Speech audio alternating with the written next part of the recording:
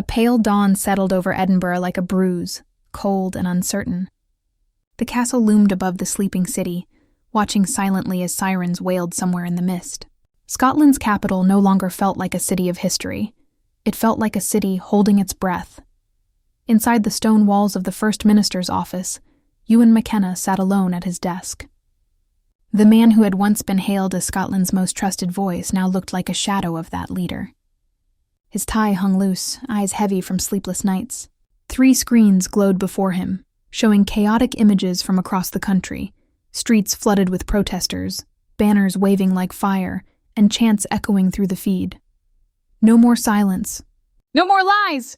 When Sarah Doyle, his chief of staff, walked in, the urgency in her steps filled the room before she even spoke. She carried a tablet clutched to her chest like bad news in physical form. "Over 200,000 on the streets," she said, barely breathing between words. "They're calling it the March of the Forgotten. Edinburgh, Glasgow, Dundee, everywhere." Ewan didn't look up right away. His voice came quiet, almost to himself. "Forgotten by who?" Sarah's answer was simple and bitter.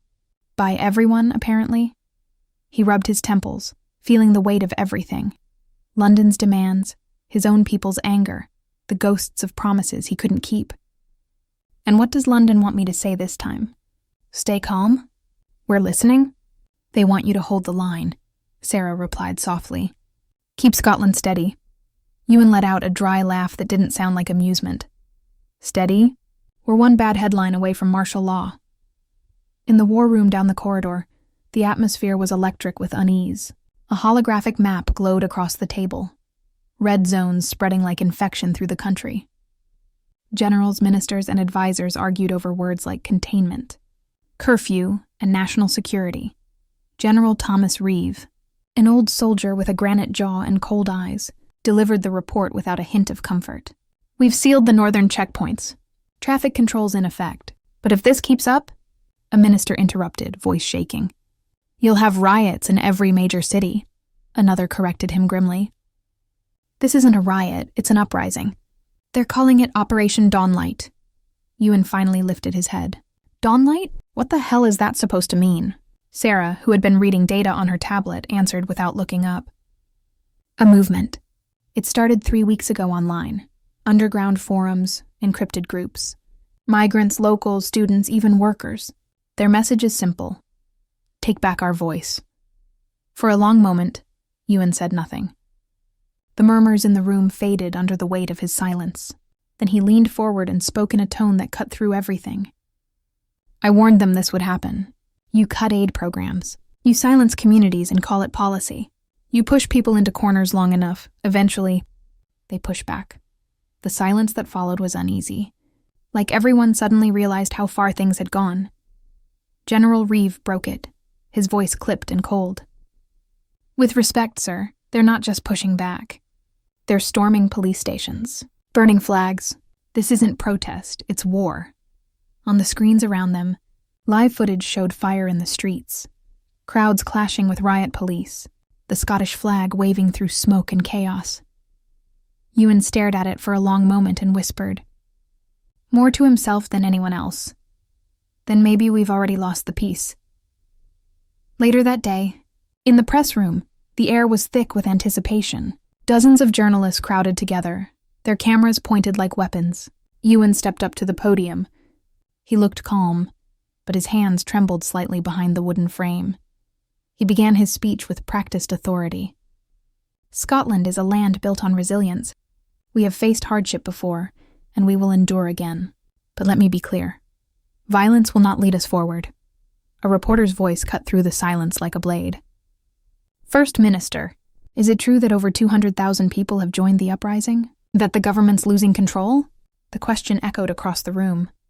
For a moment, Ewan didn't answer.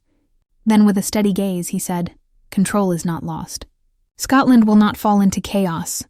But as he spoke those words, the lights flickered. The cameras glitched. For a split second, the room went dark, and his reflection disappeared from the teleprompter glass, leaving only the emptiness of his own voice in the silence.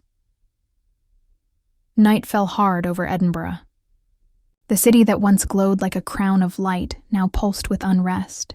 Fires burned in the distance, Helicopters thudded overhead. The old streets echoed not with music or laughter, but with the chants of thousands demanding change. From the window of the government building, Ewan McKenna watched the chaos unfold below. The crowd was a living organism, angry, desperate, and alive with purpose. He could almost feel its heartbeat through the glass. He had seen protests before, but never like this. This was different. Coordinated, strategic, almost military. A sharp knock at the door broke his thoughts. Sarah Doyle entered, her face pale under the dim light. She placed a sealed envelope on his desk. "This came through an encrypted channel," she said quietly. "No sender, no trace. But it's marked for your eyes only." Ewan hesitated, then broke the seal. Inside were printed photographs, grainy, black and white images of people in dark suits, shaking hands in an underground parking garage. His own deputy minister, Callum Fraser, was among them. Opposite him stood a man Ewan didn't recognize.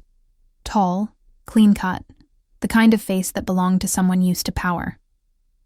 A note was stapled to the back. 4 words written in capital letters. "The uprising isn't the enemy." Ewan stared at it for a long time, his heartbeat growing louder in his ears. "Where did this come from?" he asked. Sarah shook her head. "No idea. It wasn't routed through any of our systems. Someone went through a lot of trouble to get it here without being seen." He leaned back in his chair, running a hand over his face. "Fraser's been meeting with someone off record." "Who is he?" "We're trying to trace him," Sarah said.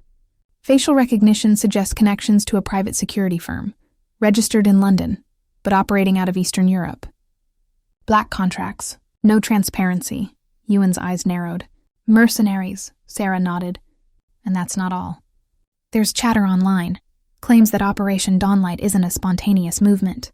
It's being guided, directed. Someone's feeding them strategy, supplies, even communication systems." Ewan exhaled slowly. "So it's not chaos. It's choreography." She looked at him carefully. "And if it is, who's conducting it?" For the first time in years, the First Minister felt something colder than fear. Suspicion.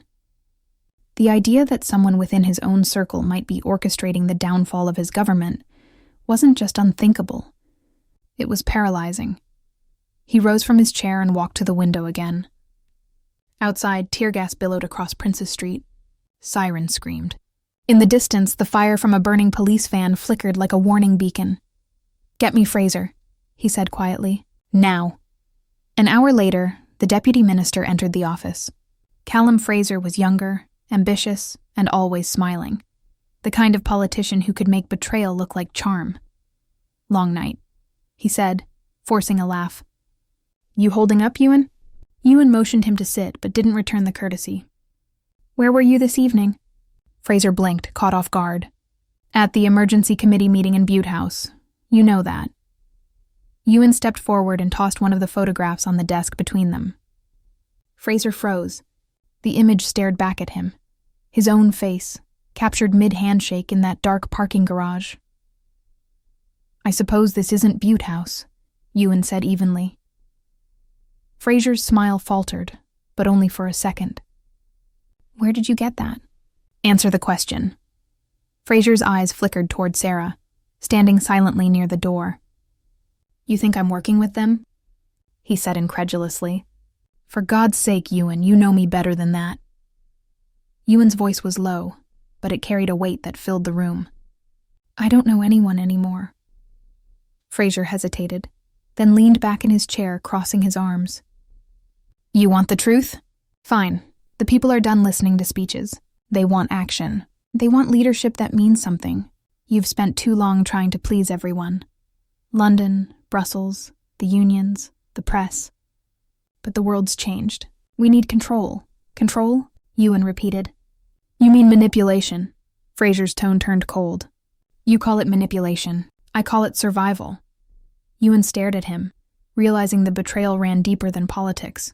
This was about power itself. "You're feeding this movement information. You're letting it grow so you can use it." Fraser's smirk was answer enough. Sarah stepped forward. "You're going to destroy this country, Callum." He looked at her with that same hollow confidence. "No, Sarah, I'm going to rebuild it. But first, It has to burn. Before Ewan could respond, a loud explosion shook the building. The lights flickered. The three of them ducked instinctively as the sound of shattering glass ripped through the air. Smoke filled the corridor. Somewhere outside, people were screaming. Sarah rushed to the window. The view below was pure chaos. The protest had turned into a full-scale riot. Flames leapt from vehicles, and the crowd surged like a storm tide. Ewan turned to Fraser, his face hard as iron.